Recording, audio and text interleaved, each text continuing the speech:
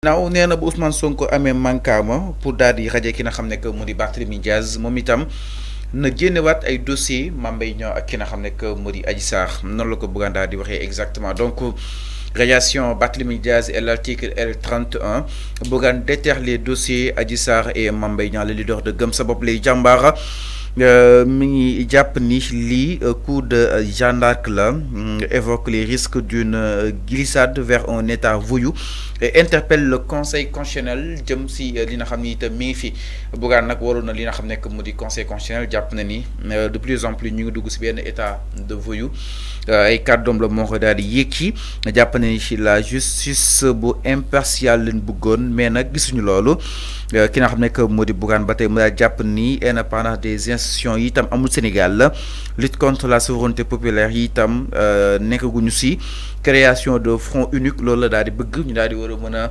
gën a doole li nga xam ne moo di opposition bi ak li nga xam ne moo di tolluwaay exactement alors Arfan Bougane nee na Sonko wax si ay dossier am ginnaaw boobu mu daal di wàccee Barthélémy Dias si mbiram ak ki nga xam ne moo di Ndiaga Diouf ku nekk am na lu lay nëbbal concrètement. Oui, xam nga Bougane c'est normal, il est opposant. Il est dans son rôle de politique.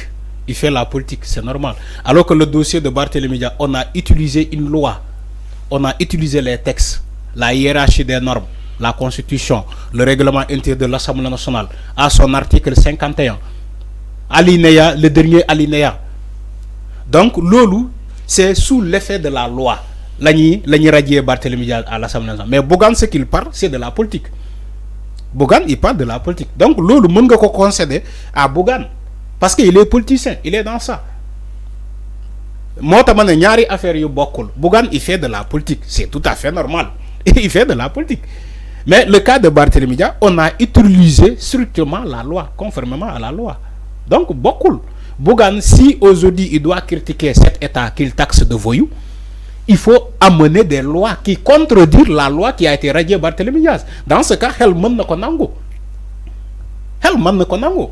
Mais muno japp ni que waruñu radier Barthélémy Dias ngay wax ay waxu politique amo ben article nga andi nga ne Ousmane Sonko mo andi dossier Adji Sarr mo andi dossier Mame Mbaye Niang mais c'est pas à Ousmane Sonko néna la Ousmane Sonko mënul provoquer son propre jugement mënul programmer ce dossier c'est pas à Ousmane Sonko de programmer ce dossier néna ñaari radiation yi bokul dama ne bokul ni radier Barthélémy Dias ak ni radier Ousmane Sonko non bokul mais Barthélémy Dias Ousmane Sonko radiation Ousmane Sonko Mame Mbaye Niang c'est quoi? Diffamation. Comment dire Barthélémy Dias lan lañ ko radier? Lan lañu radier Barthélémy Dias? Hein? Coup et blessure. Coup et blessure involontaire. Ah. Donc dans une affaire qui a organisé un meurtre, qui a occasionné un meurtre. Donc lolu tay buñ koy juger xam nga Ousmane Sonko ñu ko condamné won ñom ñoko amnistier. Est-ce que comprendre nga? Ñu condamné won Ousmane Sonko ñom ñoko amnistier. Mais Barthélémy Dias n'a pas été amnistié. Nous condamné Ousmane Sonko. D'abord, quand ils ont brûlé les étapes, nous savons que nous jugement bu ñu juger Ousmane Sonko ci fast track parce que fast track la ñu juger Ousmane Sonko. Ñaata affaire de diffamation qui ont fait plus de 2 ans. Cheikh Yérim Seck ne dira pas le contraire. Okay. Contre le dossier qui opposait Cheikh Yérim Seck et Souleymane Teliko. Ce dossier-là a fait combien de temps? Souleymane Teliko et Cheikh Yérim Seck dans une affaire de diffamation. Ce dossier-là a fait combien de temps? Plus de 2 ans. Donc, nous avons jugé Ousmane Sonko qui a fast track. Parce que d'abord, malheureusement, nous avons jugé qui fast track. Nous avons ils ont brûlé des étapes. Il y avait, comment dire, 2 rabats d'arrêt. 2 rabats d'arrêt de Ousmane Sonko qui n'ont pas respecté. 2 rabats d'arrêt. Alors, nous avons jugé, nous avons sétal. Nous avons jugé Ousmane Sonko, nous avons sétal. Tay bu ñu jugé parce que bu len faté c'est les mêmes personnes ñom ñoo jugé Barthélémy Dias hein. Ñu jugé Ousmane Sonko fast traqué dossier ñom ñoo jugé Barthélémy Dias condamné ko première instance condamné ko deuxième instance mu def appel ñu condamné ko définitivement c'est ces mêmes personnes Macky Sall ak ñu mo andal tay sétal bu ñu sétal Ousmane Sonko buñ ko sétalone Barthélémy Dias dans ce cas on sera pas là à parler. Dans ce cas, on ne sera pas là à dire ni que Barthélémy Dias, il a été condamné définitivement, donc on a acquitté. Mais enfin, il interpelle le Conseil constitutionnel. Il s'interroge sur la neutralité du Conseil constitutionnel en critiquant sa gestion des affaires politiques et l'absence de rigueur dans l'application des décisions, notamment concernant la radiation de certains élus. Japonais, le Conseil constitutionnel reste inactif, reste passif par rapport à ces agissements yi nga xam ni itam état bu Sénégal mu ngi koy daal di amal. Est-ce que lu nu mel Conseil constitutionnel mën na si dara concrètement? dama lay jox benn exemple sur lui-même Ousmane Sonko. Il a été radié sur inspection impôt et domaine. ci liggéeyam radié wuñu ko. Mais Ousmane Sonko tey mënul attaquer cette décision là ci sa radiation au niveau des comment des impôts et domaines. Tu sais pourquoi?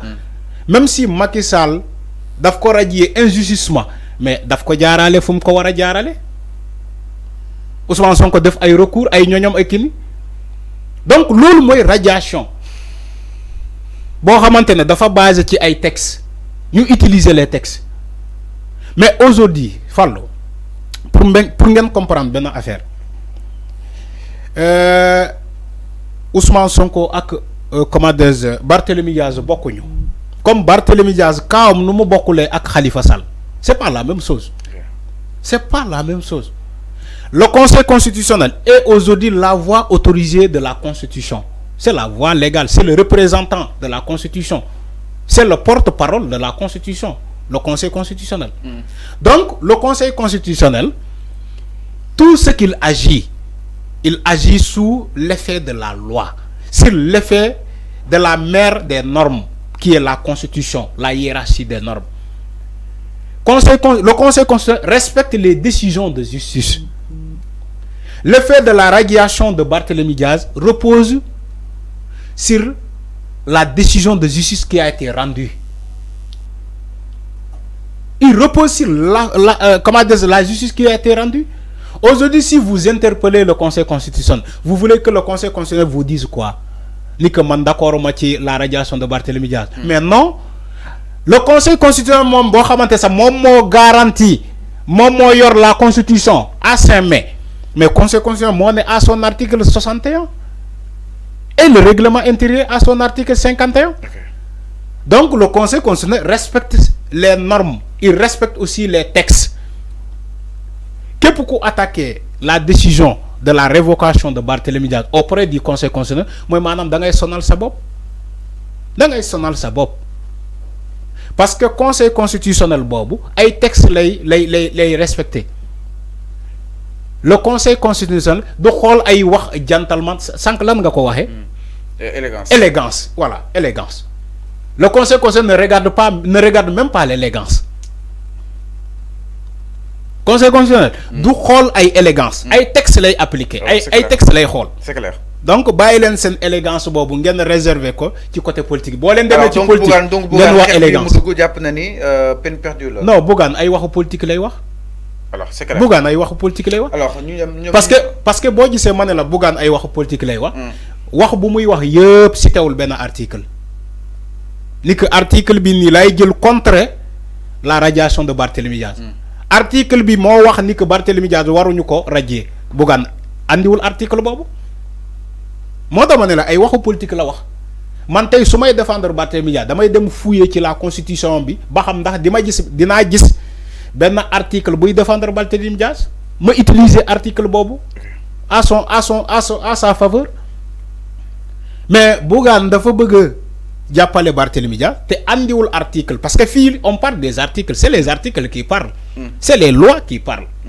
Tey boo bëggee défendre Barthélémy Diaz da ngay dem outil benn article buy ñëw défendre Barthélémy Diaz nga utiliser article boobu nga ne leen selon l'article tel de la Constitution dit que Barthélémy Diaz même malgré sa condamnation définitive il ne peut pas être radié de l'Assemblée nationale. Bu fekkee article boobu am na laa wax da ngay jël article boobu nga défendre ton client wala sa xarit Barthélémy Diaz mais ñu koy défendre yëpp lan la ñuy wax élégance. Donc élégance de loi. C'est clair. Élégance mënoo ko jël di ko défendre nit. Alors mais non c'est clair par rapport ak li nga xam ne que mu di la sortie bu Bougane Gueye Dany si kaw ki nga xam ne que mu di Barthélémy Diaz nous a si interpellé exactement le Conseil constitutionnel exactement. Alors ñu ñëw itam si leneen du côté de la régie Arfan ñu daal di yegg si ki nga xam